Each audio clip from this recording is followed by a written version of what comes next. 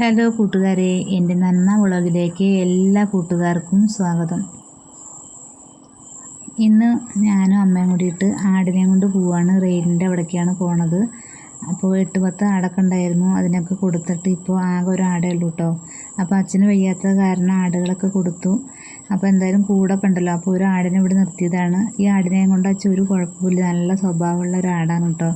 മറ്റാടുകളെ സ്വഭാവം നന്നല്ല എന്നല്ല, എന്നാൽ ഇത് പ്രത്യേകിച്ച് നല്ലൊരു, ആർക്കും ഒരു ശല്യമില്ല, പിന്നെ കരച്ചിലില്ല, ബഹളമില്ല, നല്ലൊരു ഒതുക്കമുള്ളൊരു ആട് തന്നെയാണ്.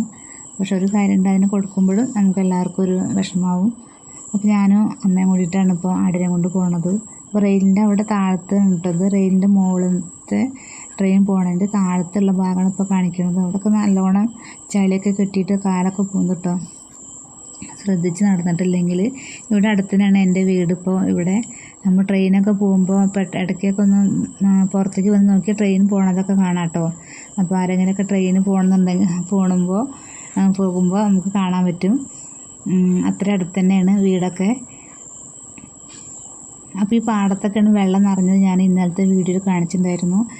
ഈ സൈഡും പിന്നെ അപ്പുറത്തെ സൈഡാണ് പുഴയുടെ ഭാഗം. അതൊക്കെ പുഴയിൽ നിന്ന് വെള്ളം വന്നിട്ട് പുഴയും പിന്നെ പാടൊക്കെ ഒരേപോലെ ആയിട്ടുണ്ടായിരുന്നു. പക്ഷേ വെയിൽ വന്നപ്പോൾ അത് എങ്ങടെ പോയി തന്നെ അറിയില്ല.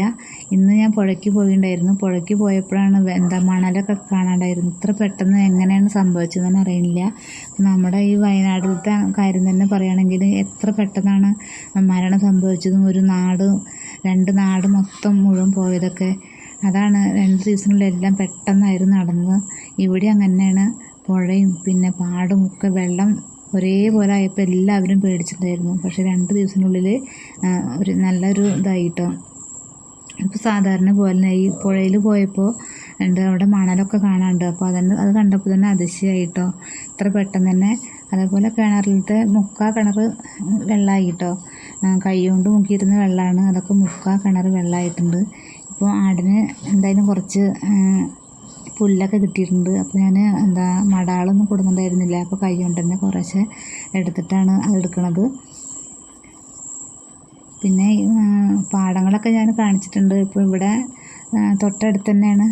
അതുകൊണ്ട് പിന്നെ കുറേ ദൂരമൊന്നുമില്ല ആടിന് മേയ്ക്കാനൊന്നും. അടുത്ത് തന്നെയാണ്. അതുകൊണ്ട് തിന്നാനൊക്കെ സൗകര്യമാണ്. പക്ഷെ മേയ്ക്കാൻ ആൾ വേണം. അമ്മയ്ക്കൊന്നും വയ്യാത്ത കാരണം അമ്മയ്ക്ക് കൊണ്ടുപോകാൻ പറ്റില്ല. അപ്പോൾ രാവിലെ നേരത്തെ 1 മണിക്കൂർ ഇടയ്ക്ക് മേയ്ക്കാൻ കൊണ്ടുപോകും. അപ്പോഴാണ് ഞാൻ ഷോർട്സൊക്കെ ഇടാറ് കേട്ടോ. അപ്പോൾ എപ്പോഴും ആടിനെ കാണിക്കുക എന്നുള്ള ഒരു ഇത് വരരുത്, ആടിനും വേണ്ട ഭക്ഷണം. അപ്പോൾ ഞാൻ അതുകൊണ്ടൊരു വീഡിയോ എടുക്കണമെന്നുള്ളൂ കേട്ടോ. പിന്നെ കൂട്ടുകാർക്ക് എല്ലാവർക്കും സുഖം തന്നെയല്ലേ? ഇപ്പോഴും അത് നമ്മൾ ചാനലൊക്കെ വെക്കുമ്പോഴും അപകടം പറ്റിയ സ്ഥലത്തെ ആൾക്കാരുടെ ഇൻ്റർവ്യൂ നടത്തിക്കൊണ്ടിരിക്കുകയാണ്. അപ്പോൾ അവരുടെ വിഷമങ്ങളോ പെട്ടെന്ന് തിരിഞ്ഞു നോക്കുമ്പോൾ അച്ഛനെ കാണാനില്ല, അമ്മനെ കാണാനില്ല, മക്കളെ കാണാനില്ല, അവർ സ്നേഹിച്ച ഭാര്യ ഗർഭിണിയായി അങ്ങനെ ഒരുപാട് ആൾക്കാരെ കാണാനില്ല എന്ന് പറഞ്ഞിട്ട് കരയുന്ന ഇൻ്റർവ്യൂകളും ഇപ്പോൾ കാണിക്കുന്നത്. അത് കാണുമ്പോൾ തന്നെ നമുക്ക് ഒരുപാട് സങ്കടമാണ്. ഇപ്പോഴും ആ ഷോക്ക് ആർക്കും മാറിയിട്ടില്ല. ഇപ്പോൾ ഇവിടെ പിരിവൊക്കെ വന്നിട്ടുണ്ടായിരുന്നു കേട്ടോ.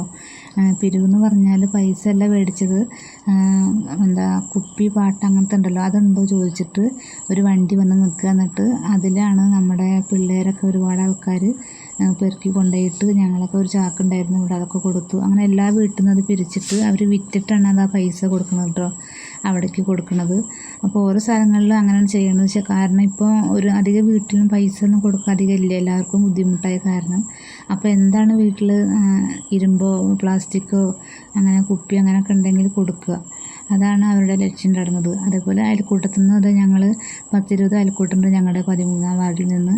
ഞങ്ങളെല്ലാവരും പൈസ പിരിച്ചിട്ട് ഞങ്ങൾ അതും കൊടുക്കാൻ വേണ്ടിയിട്ടാണ് 6-ാം തീയതി പൈസ അങ്ങനെ കൊടുക്കാനാണ്. അപ്പോൾ അതൊക്കെ അവരെ മുന്നിൽ എത്തണം എന്ന് തന്നെയാണ് എൻ്റെയൊക്കെ നല്ലൊരു ആഗ്രഹം, എൻ്റെ നല്ല എല്ലാവരുടെയും ആഗ്രഹം. കാരണം ഒരു ചായ കുടിക്കാൻ പോലും പൈസ ഇല്ല, അതേപോലെ തന്നെ പുറത്തേക്ക് ഒരു ഫോണില്ല, അങ്ങനെ ഒരുപാട് കാര്യങ്ങളുണ്ട്. പിന്നെ നമ്മുടെ ഓരോരുത്തർ യൂട്യൂബിലൊക്കെ ഇടുന്നുണ്ട് 3 ലക്ഷം 5 ലക്ഷം 2 ലക്ഷം അങ്ങനെയൊക്കെ കൊടുക്കുന്നുണ്ടെന്നൊക്കെ പറയുന്നുണ്ട്. നമുക്കറിയില്ലേ, ചാനലിൽ കാണുന്നുണ്ട് കേട്ടോ, അതന്നെ നമുക്കറിയുള്ളൂ. അങ്ങനെ പാടത്ത് ഒരു സൈഡിലൊക്കെ നിറയെ നല്ലവണ്ണം വെള്ളം നിൽക്കുന്നുണ്ട് കേട്ടോ. അതിനൊക്കെ നല്ല കുറച്ച് ആഴമൊക്കെ ഉണ്ട് പാടാണെങ്കിലും.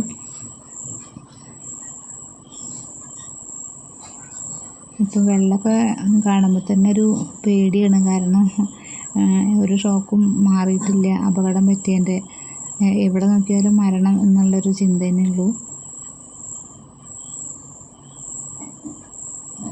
അപ്പോൾ സഹായിക്കാൻ പറ്റുന്ന ആൾക്കാർ സഹായിക്കുക. ഒരു 50 രൂപയാണെങ്കിലും 100 രൂപയാണെങ്കിലും അത് നമ്മളെല്ലാവരും കൂടി സഹായിച്ചാൽ അത് അവർക്കൊരു ഉപകാരമായി. അതേപോലെ അതാണ് ഞങ്ങൾ പറഞ്ഞത്, അയൽക്കൂട്ടം വഴി ഞങ്ങൾ ഉള്ളവർ കുറച്ചധികം പൈസ എടുക്കും, ഇല്ലാത്തവർ കുറച്ച് പൈസ ആണെങ്കിലും ഞങ്ങളത് കവറിലാക്കിയിട്ട് പേരൊക്കെ എഴുതിയിട്ട് ഞങ്ങളവിടെ കൊടുക്കും. 13-ാം വാർഡ് ഞങ്ങൾ ഒന്നിച്ചിട്ട് അത് കവറൊക്കെ പൊട്ടിച്ചിട്ടാണ് അങ്ങനെ അയച്ചു കൊടുക്കുക കേട്ടോ. അപ്പോൾ അമ്മ അതവിടെ ചുള്ളലൊക്കെ ഉണ്ടാക്കുന്നുണ്ട്. വിറക് കിട്ടിയപ്പോൾ കുറച്ച് വിറകൊക്കെ ഉണ്ടാക്കുന്നുണ്ട്. അപ്പോൾ ഇന്നത്തെ വീഡിയോ അങ്ങനെ ഒരുപാട് വിശേഷമായിട്ടൊന്നുമില്ല കേട്ടോ. അപ്പോൾ കുറച്ചൊരു വീഡിയോ തന്നെ ഉള്ളൂ. അപ്പോൾ ആടിൻ്റെ വയറൊക്കെ അങ്ങനെ നിറഞ്ഞിട്ടുണ്ട്. ഇനി ഞങ്ങൾ വീട്ടിലേക്ക് പോട്ടെ കേട്ടോ. അപ്പോഴേക്ക് ട്രെയിനൊക്കെ വരുന്നുണ്ട്. ട്രെയിൻ കുതിച്ച് ഓടി വരുന്നുണ്ട് കേട്ടോ. അപ്പോൾ ഇത്രയും അടുത്ത് തന്നെയാണ് ഞങ്ങളുടെ വീടും. അപ്പോൾ കൂട്ടുകാരെ, ഇത് മാന്നന്നൂരാണ് കേട്ടോ. മാന്നന്നൂർ റെയിൽവേ സ്റ്റേഷൻ്റെ അതിനാണ് ഇപ്പോൾ പോണത്. നേരെ അത് ഒറ്റപ്പാലത്തേക്കാണ് പോണത് കേട്ടോ.